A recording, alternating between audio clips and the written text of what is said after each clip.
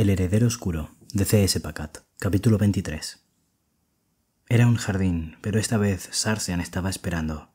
Su largo cabello le bajaba suelto por la espalda. Las sencillas sedas negras que llevaban eran un artificio, una declaración del crudo poder de su magia. Incluso Anarion usaba armadura. Pasó las yemas de los dedos sobre los pétalos de las flores blancas de las que estaba cargado el naranjo, caminando por el sendero donde los rocíos de flores titilaban bajo los arcos junto a un estanque cercano en el que se atisbaban peces coloridos.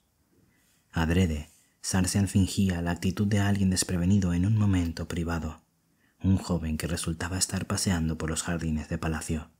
Y entonces entró ella. Era más joven de lo que él había esperado que fuera su futura reina.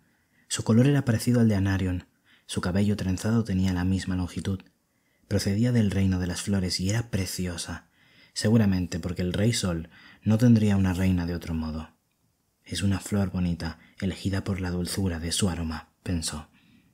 «Mi señora», dijo fingiendo sorpresa. «Lo siento, creí que los jardines estaban vacíos». Era mentira, porque había estado esperándola tras elegir con mimo un momento en el que el rey Sol estuviera ausente. «No, soy yo quien te ha incomodado», contestó ella rápidamente. «Me advirtieron de que no paseara sola por el palacio». «¿No? ¿Por qué no?» «Temen que me encuentre con uno de los comandantes del ejército», le dijo, «aquel al que llaman el general oscuro». Sarsian reaccionó.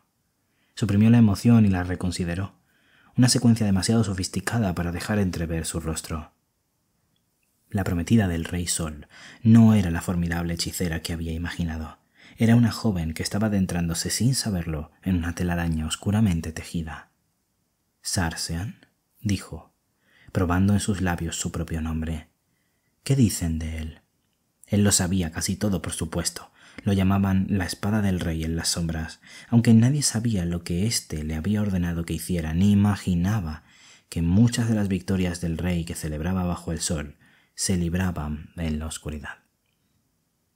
«¿Qué es peligroso?», le contestó. «Un seductor, un asesino. Lo llaman la sombra del rey. Dicen que sus dones son sobrenaturales.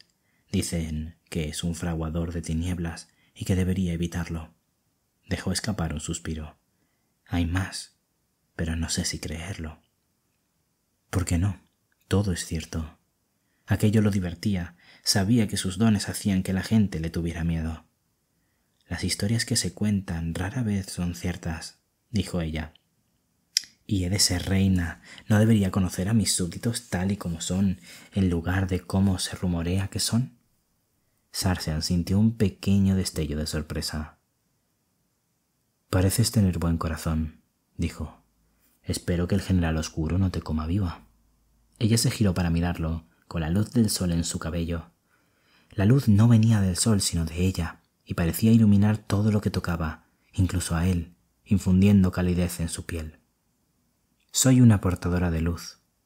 Y Sarsian, mirándola con asombro, sintió un dulce albozo que no se parecía a nada que hubiera sentido antes. «¿Cómo te llamas?», le dijo ella. «Will», dijo una voz. Una mano se detuvo sobre su hombro, zarandeándolo. Will abrió los ojos, esperaba ver luz alrededor, pero en lugar de eso había oscuridad. «Will», dijo James, y Will despertó del todo. «¿Qué pasa? ¿Han regresado los demás?» «Todavía no», dijo James.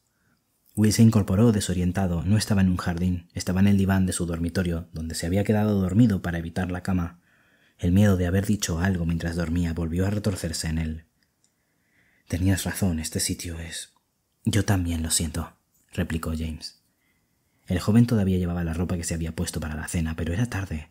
Había estado con Sloane, siguiéndole la corriente. Todavía llevaba puesta esa máscara dura y brillante, pero el modo en el que miraba a Will era real. A Will le latía el corazón con fuerza. Había visto el primer encuentro entre Sarsian y la dama. Estaba seguro de ello. Se amaban, pensó Will. Esa había sido la historia. Él la amaba a ella lo amaba a él, y después lo mató. Lo había sentido. La dicha ante su presencia, su deseo de sentir la luz. Se dijo a sí mismo que aquellos eran los sentimientos de Sarsian, no los suyos. Y se dijo que lo que había visto era él. Antes de las muertes, antes de la guerra. Ella tampoco tenía el mismo aspecto que cuando la vio en el espejo, mirándolo con la frialdad de un asesino, con la frialdad de su madre. «¿Puedo hacerte una pregunta?», le dijo James. Las contingencias eran peligrosas, lo sabía, si James lo hubiera preguntado en cualquier otro momento, pero la rudeza con la que le había despertado lo unía a James en una extraña intimidad. Bajo la luz tenue asintió una vez. «¿Por qué no usas tu poder?». ¿Cómo podía respirar cuando el espacio se había quedado de repente sin aire? Se obligó a hablar con tanta tranquilidad como pudo. «No puedo», dijo Will. «Nunca he podido». «¿Por qué no?». Había pasado horas con la siervo mayor intentando hacer titilar una llama. Había una puerta en su interior que no se abría. «Eres antinatural, tú no eres mi hijo. No debí criarte, debí matarte». «No lo sé», dijo Will. «Puede que no tenga». Había usado la marca para poseer a Howell. Había dominado a los reyes sombríos. Había tocado la espada corrupta, pero sabía que aquellas eran las herramientas de Sarsian. Usarlas no requería ningún talento, solo su identidad. Sinclair también podía usar la marca para poseer a la gente. Incluso Simon había controlado a los reyes sombríos y levantado la espada corrupta. Will nunca había conseguido acceder a su poder, encerrado en su interior. Podía suponer por qué. Asumió una postura cómoda, aunque el corazón le latía con fuerza. Se le daba bien mentir. Tenía que ser así. Él era una mentira, incluso cuando decía la verdad. «Tienes», dijo James. «Puedo sentirlo». James estaba más cerca de lo que esperaba y bajó la voz en respuesta a la proximidad. «¿Puedes?». Todas las alarmas de Will estaban sonando. Demasiado cerca. Que nadie lo vea, que nadie lo sepa. Notó una caricia invisible de James, suave en su mejilla. La misma mano que lo había puesto de rodillas y le había abierto la camisa se deslizó ahora sobre su piel y se detuvo con ternura en su cuello. Había visto a James estrangulando a Howell y conocía todos los detalles violentos de cómo se había sentido el capitán.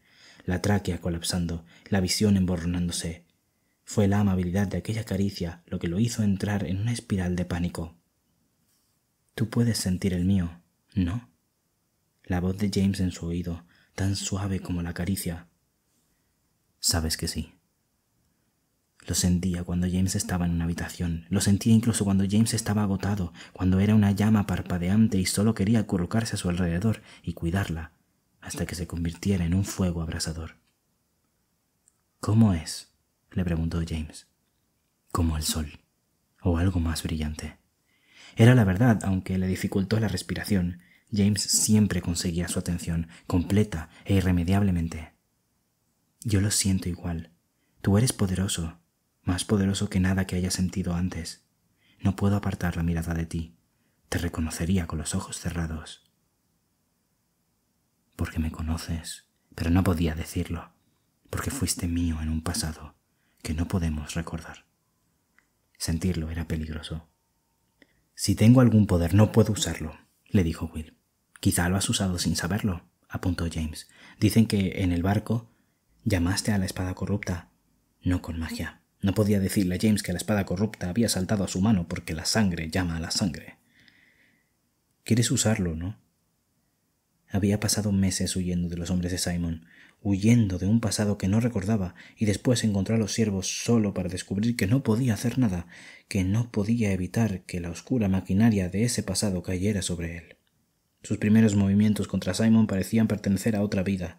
Había sido un ingenuo entonces, cuando creía que podía superar a la astucia del Rey Oscuro, antes de saber que el Rey Oscuro era más poderoso y más sutil, que sus planes germinaban pacientemente y se ramificaban en la oscuridad de modos que no podían combatirse. Se le escapó la palabra. Una verdad involuntaria. Sí. Debería haber mentido, pero la necesidad era demasiado fuerte. Si hubiera podido usar su poder, podría haber salvado a los siervos. Podría haber salvado a Catherine. Podría haber salvado a su madre. Pero los ojos de James eran oscuros y sinceros. La caricia invisible se desvaneció, reemplazada por una oferta de carne y hueso. Se había levantado de su asiento y extendió su mano. «Entonces, déjame ayudarte».